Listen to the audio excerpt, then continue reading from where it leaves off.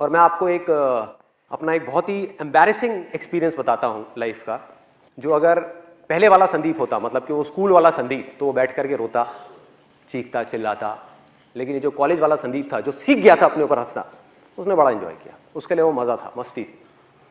आप में से कितने लोग बस में ट्रैवल करते हैं, भरी हुई बस में, जिन्होंने अच्छे से ट्रैवल किया है या पहले कभी किया है? ऑलमोस्ट सब ने। तो आप लोग बड़े आराम से रिलेट कर पाएंगे कि मैं क्या बोलने वाला हूँ। मैं कॉलेज से अपने घर आ रहा था एक बस के अंदर, और वो बस पूरी खचाखच भरी हुई थी। और बस में ट्रैवल करने की मेरे को सबसे ख़राब चीज़ ये लगती है कि उसमें जब बस पूरी तरह से भरी होती है तो सबके हाथ ऐसे होते हैं, और ज़्यादातर लोगों ने डिओड्रेंट नहीं लगाया होता। आप लोगों ने शायद ये प्रॉब्लम फेस करी होगी।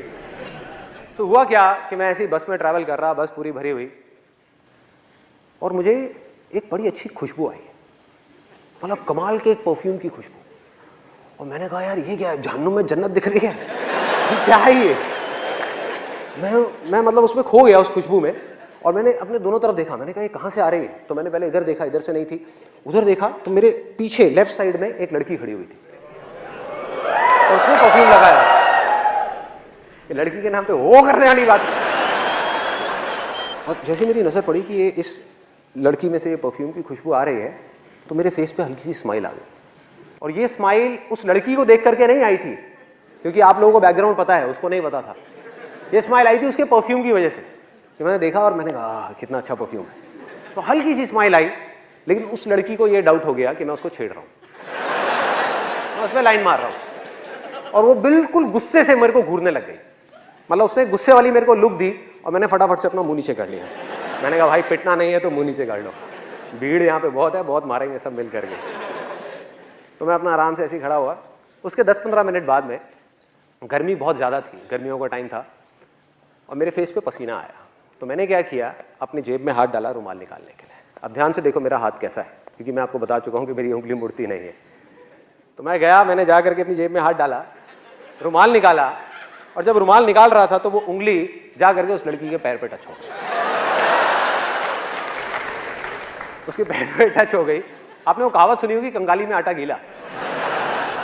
बिल्कुल ऐसे ही कुछ मेरे साथ में हुआ कि पहले ही मेरी पिटने वाली हालत थी, और ऊपर से वो उंगली जा करके उसके पैर पे टच हो गई। मैं रुमाल लेकर के चुपचाप अपने फेस पे आया, और मेरी हालत खराब। मैं मन ही मन सोच रहा, मैंने कहा भाई अब क्या करूँ? दो ऑप्शन है मेरे पास में। एक तो ये है कि पलट करके इसको फटाफट से सॉरी बोल दूँ, लेकिन उसमें एक रिस्क है कि क्या हो अगर उसको पता ही नहीं है कि उंगली मेरी थी इतनी भीड़ में।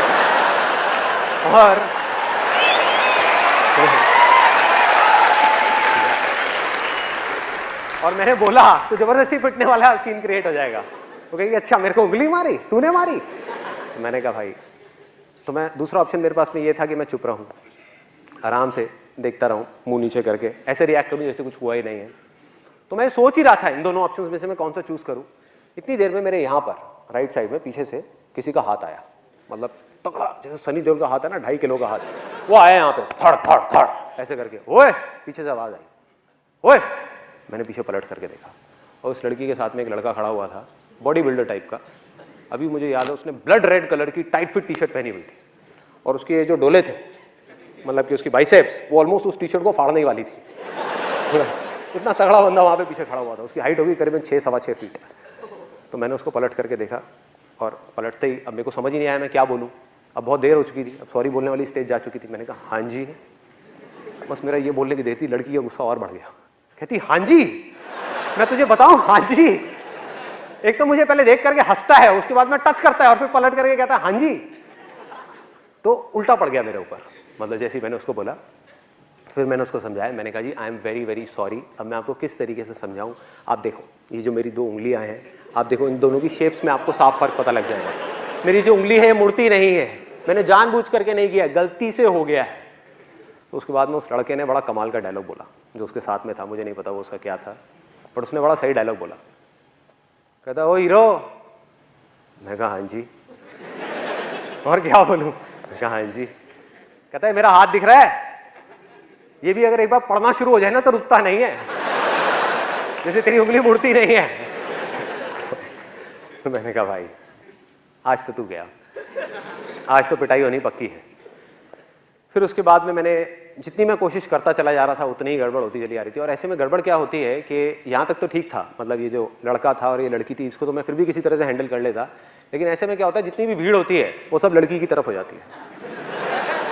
उनको ये लगता है कि सारे लड़के ही बुरे हैं और कोई समझने को तैयार नहीं, मतलब किसी को पता ही नहीं कि हुआ क्या है। और वहां पर पीछे एक मूंछों वाले अंकल खड़े थे, वो बोलते कहते, ओए शर्म नहीं आती तेरे को, तू लड़की को छेड़ता है, भरी बस में लड़की को छेड़ रहा है। मैं पलटा, मैंने उनके हाथ जोड़े, मैं कहा अंकल जी आज तक मैंने अपनी गर्लफ्रेंड को नहीं छेड़ा, मैं इनकी गर्लफ्रेंड को क्या छेड़ा। मतलब मैं समझाने की कोशिश कर रहा हूं, मैंने कहा एक बार देखो तो सही, देखो तो सही। कहते गंदे गंदे इशारे करता है, चल साइड हो चल। मतलब कोई भी अपनी वाइफ की फ्रस्ट्रेशन, अपनी जॉब की फ्रस्ट्रेशन आकर के मेरे पे निकाल रहे, आकर के ले ले धक्के धक्के देते देते। तो कब मुझे धक्के पड़े और कब मैं बस के आगे तक पहुंचा, कब कंडक्टर ने बस रोकी और मैं बस से उतरा, मुझे पता ही नहीं लगा। सब कुछ अपने आप हो गया, धक्के खाते खाते खाते खाते बीच रास्ते में मुझे बस से निकाल दिया। इनफैक्ट मेरा जो कॉलेज का बैग था वो भी बस में रह गया।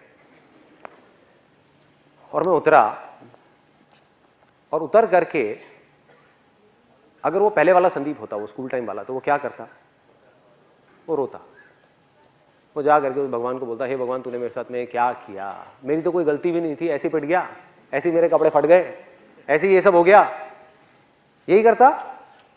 और दूसरी चीज क्या करता, इस एक्सपीरियंस को, ये जो हुआ मेरे साथ में, इसको एक भयानक सपना समझ करके भूलने की कोशिश करता, ये भूल जाओ। और मजे की बात पता है क्या है, आप जितना भी किसी चीज को भूलने की कोशिश करते हो वो चीज उतनी ही याद आती है। हुआ आप लोगों के साथ ऐसा? जितनी कोशिश करता वो अंदर ही अंदर मेरे रह जाता, मतलब बाहर नहीं आ पाता कभी भी। लेकिन ये था पहले वाला संदीप, मतलब कि वो स्कूल वाला संदीप जो अपने कॉलेज के फ्रेंड से नहीं मिला था, लेकिन वो मर चुका था। अब था ये कॉलेज वाला संदीप। मैंने क्या किया, वहाँ से उतरा, मैंने कहा यार बैग तो अंदर रह गया है, लेकिन दोबारा पिटने की मेरी हिम्मत नहीं थी। तो मैंने कहा दोबारा जाना तो बस के अंदर ठीक नहीं है। तो साइड में आया, वहाँ पर आ करके एक पानी की रेडी वाला खड़ा हुआ था, गर्मियों के अंदर वहाँ पे पानी की रेडी वाले खड़े होते हैं, उससे बढ़िया सा नींबू पानी बनवाया, नींबू पानी बनवा करके रोड के साइड में बैठा और हंसने लगा, अपने ऊपर ही हंसने लगा, मतलब अकेले में खुद का मजाक उड़ा रहा था। और बार बार सोच रहा, मैंने कहा यार मैंने सॉरी क्यों नहीं बोला। और अपने घर गया, वहाँ जा करके अपनी सिस्टर को एक किस्सा सुनाया। मैं कहा देख भाई मेरे साथ में ऐसी ऐसी चीज़ें हुई हैं। सिस्टर भी बहुत हंसी, कहती भैया तू तो बिल्कुल ही बेवकूफ़ है, बिल्कुल ही पागल है, ये क्या ज़रूरत थी ये सब करने की। मैंने कहा मैंने किया थोड़े, वैसे ही हो गया, मैं क्या करूँ। उसके बाद मैं अपने उन स्कूल फ्रेंड्स के पास में गया, वही जो मेरा बहुत मजाक उड़ाते थे, उनके पास में गया, उनको भी जा करके अपना पूरा किस्सा सुना दिया। और वो भी बहुत हंसे, कहते हमने सही नाम रखा था तेरा, उंगली देख उंगली करी दी ना तूने। कहते तू बाज नहीं आया, पंगे ले ही लिए ना। मैंने कहा हाँ यार क्या करूं, मैं ऐसा ही हूं। तो अब फर्क क्या था, क्योंकि मैं खुद पे हंसना सीख चुका था, उस समय नहीं आता था। तो अब वो लोग जैसे ही मेरा मजाक उड़ाते, पहले वो मुझे एक बोलते मैं उनको दो बोलता, अब वो मुझे एक बोलते मैं खुद के बारे में एक चीज और ऐड कर देता। वो कहते हैं हाँ वे उंगली, मैंने कहा हाँ यार तुम सही कह रहे हो, सही नाम रखा है तुमने मेरा, मैं हूं ही बेवकूफ, मैं हूं ही पागल। तो ये करते करते हुआ क्या, मजे की बात मेरे को अभी भी याद है, उनमें से एक लड़का जो मेरा सबसे ज्यादा मजाक उड़ाता था स्कूल टाइम में, उसने बोला, जब ऐसे ही कुछ देर तक ये चलता रहा, तो उसने बोला, कहता भाई संदीप तू बिल्कुल बदल गया है, तू तो बिल्कुल ही बदल गया है। और उसकी जो टोन थी ना बोलने की, वो खुशी वाली टोन नहीं थी। He was in a state of shock. वो सदमे में था कि भाई ये हुआ क्या इस लड़के को, वो सदमे में था। क्यों? क्योंकि उसकी पावर उसके हाथ से चली गई थी। सोचो किसी के हाथ में बहुत ज्यादा पावर हो और वो एकदम से चली जाए रातों रात, तो क्या होगा, वो कैसे रिएक्ट करेगा, वो शॉक में आ जाएगा ना, कहेगा भाई ये क्या हुआ है, ये हो क्या रहा है। क्योंकि उसकी पावर थी क्या, उसकी पावर थी मेरा गुस्सा। मुझे गुस्सा आता था और वो मुझे गुस्सा दिलाता था। मैं चिढ़ता था, वो मुझे चिढ़ाता था। मैंने चिढ़ना बंद कर दिया, अब वो किसको चिढ़ाएगा। सोचो, उसकी पावर गायब, उसके जोक्स फेल, पूरी तरह से फेल। मतलब वो कुछ भी कोशिश करता हो फेल, किसी को हंसी नहीं आती। उसके बाद में जो मैं अपने बारे में बोलता हूं उसमें ज्यादा हंसी आती। तो ये मेरा लाइफ का छोटा सा मैंने आपको एक्सपीरियंस बताया कि किस तरह से अगर हम अपने अंदर एक इतना छोटा सा चेंज लेकर के आ जाए तो किस तरह से हमारी लाइफ एक बिल्कुल ही अलग डायरेक्शन पे निकल जाती है।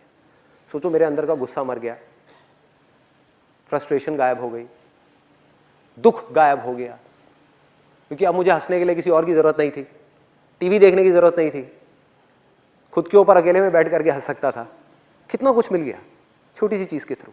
और आपने भी शायद ये चीज नोट करी होगी कि जब मैं स्टेज पर होता हूं या वैसे भी रियल लाइफ में भी, कि किसी भी तरह का कोई भी जोक क्रैक करने में चाहे कितने भी लोग बैठे हो, चाहे 10 लोग बैठे हो, चाहे 10,000 लोग बैठे हो, मुझे 1% भी दिक्कत नहीं होती।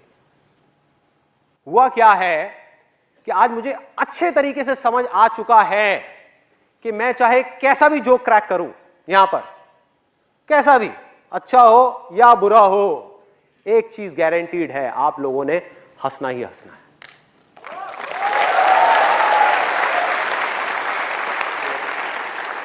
हंसना ही हंसना है, गारंटीड हंसना है। और ये मेरा कोई ओवर कॉन्फिडेंस नहीं है जो किसी इमेजिनेशन के ऊपर बेस्ड है, ये मेरा कॉन्फिडेंस है जो रियलिटी के ऊपर बेस्ड है। और मैं बताता हूं कैसे मैं ये बात बोल रहा हूं। मैंने कोई जोक क्रैक किया या कुछ बोला यहां पर आकर के, अगर आपको जोक समझ आ गया तो आप क्या करोगे? हंसोगे, उस जोक के ऊपर ठहाके मार मार के हंसोगे, खुल के हंसोगे। और अगर वो जोक समझ नहीं आया तो क्या होगा? तब भी आप हंसोगे। फर्क ये है कि आप मन ही मन मेरे जोक के ऊपर नहीं, मुझ पर हंसोगे कि कितना बेवकूफ आदमी है, ये तो पागल है बिल्कुल ही। मन ही मन आप हंसे ना तो हुआ वो जो मैं चाहता था। मेरा मकसद क्या था? मेरा मकसद क्या था? ये नहीं था कि आप मेरे जोक के ऊपर हंसो, ये था कि आपकी जिंदगी में थोड़ी सी खुशी आ जाए, बस।